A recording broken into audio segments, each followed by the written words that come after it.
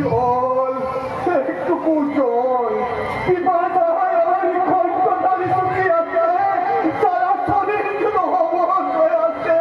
কে আছেন দয়াল ব্যক্তি, আমার একটুকু জল দাও, একটুকু জল।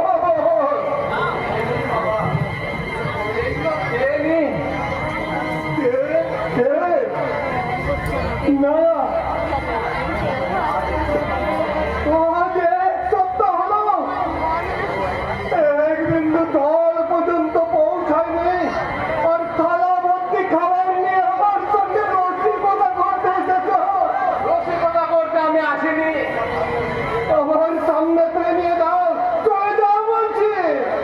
দয়া করে চেঁচাবেন না, আস্তে কথা বলুন। বিশ্বাস করুন, আমি আপনার ভাগ্যকে নিরসিকতা করতে এখানে আসিনি। আমি বহুবার চেষ্টা করেছি এখানে খাবার পৌঁছে দিতে, কিন্তু ওদের চোখ এড়িয়ে আমি আসতে পারিনি। এগুলো আপনি খেয়ে নিন। না, আমি খাবো না। ওগুলো বিষ মেশানো আছে, বিষ দিয়ে তোমরা আমাকে মেরে ফেলতে চাও। আমি বাঁচতে চাই, ফিরে পেতে চাইলে হয় না। ওদিকে যাও, যাও, নিয়ে যাও বলছি ওই বিষাক্ত খাবার। এগুলো খেয়ে নিন বাবা। বাবা, তুমি আমায় বাবা বলে ডাকলে? আমি আপনার ছেলে, তাই ছেলে হয়ে কখনো কি বাবার মুখে বিস্কুট দিতে পারে? আপনি কাঁদছেন? জানো বাবা, তোমার মতো আমার একটা ছেলে ছিল, ওই মাংস ফেলাতে নিজের হাতে খুন করেছে। এ কি বলছেন আপনি? শুধু তাই নয়, এই শয়তান আমার স্ত্রীকে বিষ খাইয়ে মেরে ফেলেছে। আর আমার একমাত্র মেয়ে মামনিকে কোথায় যে পাচার করে দিয়েছে, আজও আমি তাই খোঁজ পাইনি। কিন্তু কেন? আমার বিষয় সম্পত্তি কেড়ে নেওয়ার জন্য যে বেবি ফুড কারখানার মালিক হিসেবে নিজের বলে পরিচয় দিচ্ছে, সেই কারখানার মালিক ছিলাম আমি, এই সিদ্ধান্ত মল্লিক। আর ওই প্রেমাংশ ব্যানার্জি ছিল আমার কারখানার ম্যানেজার। ওকে আমি রাস্তা থেকে ঘুরিয়ে এনে আমি ওকে ছেলের মতো ভালোবেসেছিলাম। তাই তো সেই ভালোবাসার সুযোগ নিয়ে আমার পরিবারটাকে একেবারে শেষ করে দিয়েছে, একেবারে শেষ। কাঁদবেন না বাবা, কাঁদবেন না। যা হারিয়ে গেছে তা হয়তো ফিরে পাওয়ার নয়, কিন্তু আমার দৃঢ় বিশ্বাস এখনো আপনার যা বেঁচে আছে তা আপনি নিশ্চয়ই ফিরে পাবেন। এগুলো খেয়ে নিন। আমি দূর থেকে পাহারা দিচ্ছি, আর আমার ঘন্টার ধ্বনি শুনলে এই খাবারগুলো লুকিয়ে রাখবে।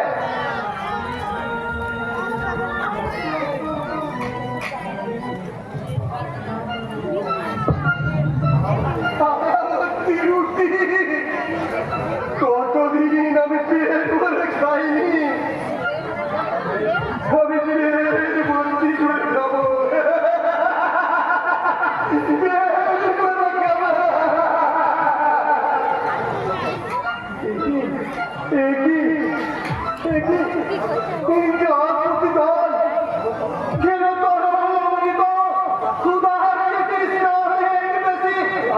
আমি বরং জলটাই পান করি, কিন্তু কোথায় যদি কেউ চলে তাহলে তো আমার রুটিটা হবে না।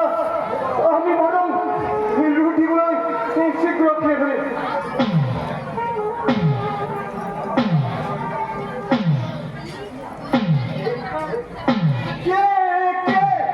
না না, এটা আমার মনের ভুল, আমি কোনো শব্দ শুনতে পাইনি। খেয়ে নি।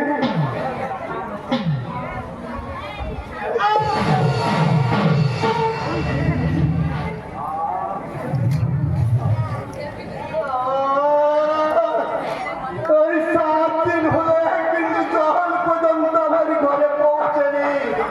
তুমি দুটো রুটি আমায় খেতে দিল না। রুটি নয় রে পাগলা, তোর একমাত্র খাবার এই শঙ্কর মাছের চাবল। না না না, তুমি আমায় খেতে না দাও, ওই গ্লাসের জলটুকু আমায় পান করতে দাও প্রেমাংশু। জল খাবি? দাও, দাও, হেরে খা, বিপদায় আমার সারা দেহ খা, খা। আমায় একটু জল দাও, এনে, এনে। আমায় একটু জল দাও, একটু দাও, একটু জল, একটু জল, একটু জল দাও, একটু জল দাও। আলিয়া! এ বস, কোথায় ছিল ইডিয়টের দল? পাগলাটাকে ঘরে কে খাবার পৌঁছে দিয়ে গেল? আমি জানি না বস। রাস্কেল!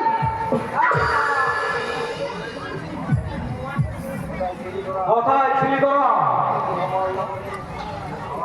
আমার আদেশ অমান্য করে কে বা কারা এখানে খাবার পৌঁছালো সেই তখন থেকে আমাকে রাখতে হবে। ভুল হয়ে গেছে স্যার, আর কখন এমন হবে না। এই পাগলা, চলে আয়। কে তোকে খাবার পৌঁছে দিয়েছে বল? তোদের নিয়তি।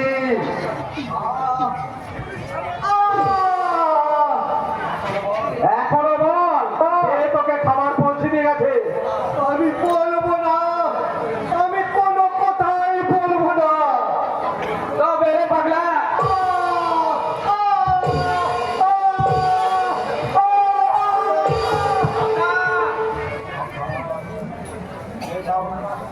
এটাও রাস্কেল। দেখি স্যার, কোনো কাজ না দেখে আমাকে ময়দান থেকে আউট করে দিতে চাইছেন? এই পাগলাকে কে কখন খাবার দিয়ে গেছে ভান্ডারাম তুই জানিস? না স্যার, ওই পাগলা তোমার স্যার খেতে বারণ করেছে, না খেয়ে থাকতে পারো না, খাবার দিলেও খাবে না আর খাবার না দিলেও খাবে না। বলে থাকবে বাবা, বলে থাকবে, খাবার দিলেও খাবো না আর না দিলেও খাবো না। মনে থাকবে আমার, আমার খাবার দিলেও খাবো না আর না দিলেও খাবো না। তোমার চোখে জল কেন ঘন্টারাম? আমি যে কাঁদছি স্যার। কেন? বিপদ, আপনার যে মহা বিপদ। বিপদ? বিপদ মানে বিপদ। আপনি এই যে ইনকাম ট্যাক্স ফাঁকি দেওয়ার ওই কালি বিচে ইনকাম ট্যাক্স অফিসার জেনে ফেলেছে, তাই আপনাকে বাস দিতে সে ছুটে আসছে।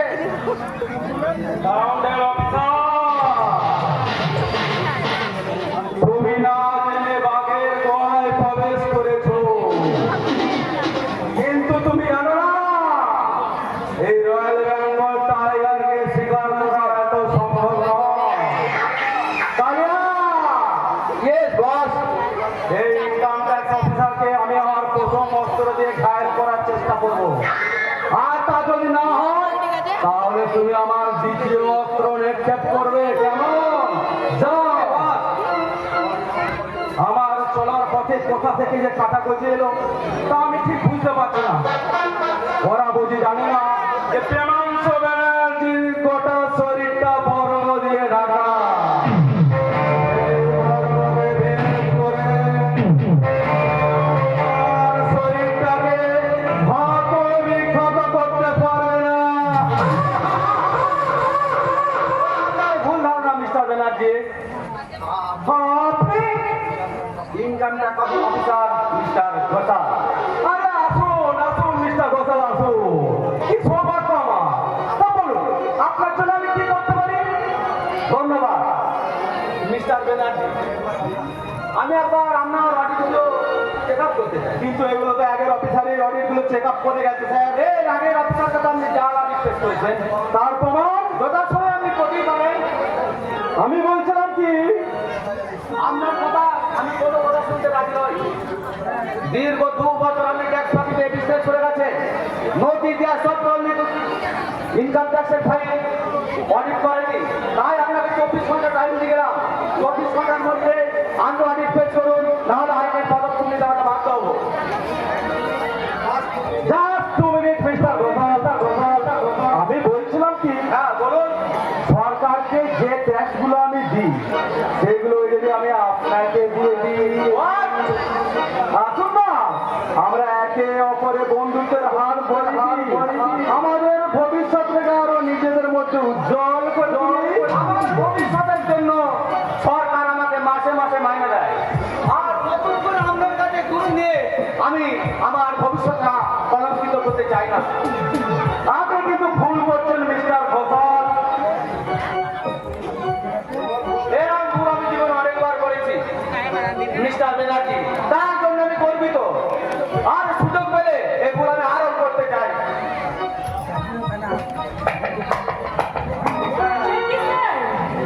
এই ছেলের সুন্দরী যৌবন তরফকে একটু স্বপ্ন খেয়ে চলে যাবেন। কে তুমি? ঝিলি, আপনাদের মতো পুরুষের মনে যৌবন তরঙ্গে আমি গান গাই। ঝিলি, ওনাকে তুমি দারুণ ভাবে খুশি করে দিলে। কেমন? Okay sir.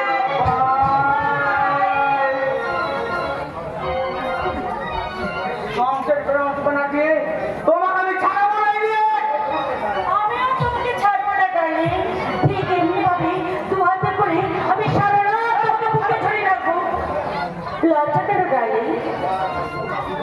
তোমরা পুরুষ মৌমাছির জাত, ফুল একই হোক আর বাসি হোক, মধু চোষাই হচ্ছে তোমাদের একমাত্র কাজ।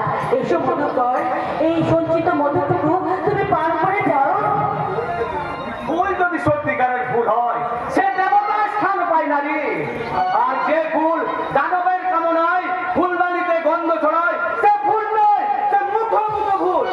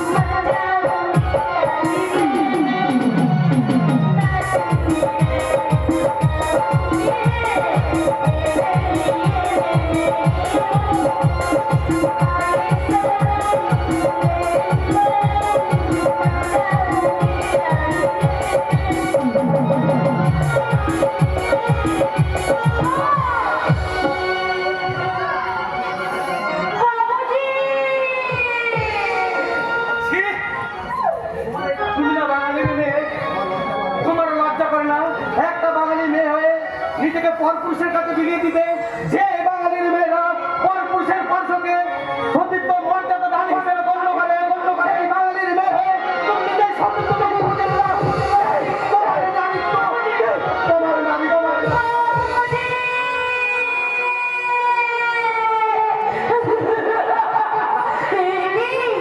আমার চোখে জল, তবে ঝিলিদের অন্তরে ঘুমিয়ে থাকা বৃষ্টিটা কাটছে না। আমি বাড়ি থেকে কিছুতেই গ্রাম ছাড়বো না। আমি বাড়ি থেকে খুব পালাতে চাই, খুব পালাতে চাই।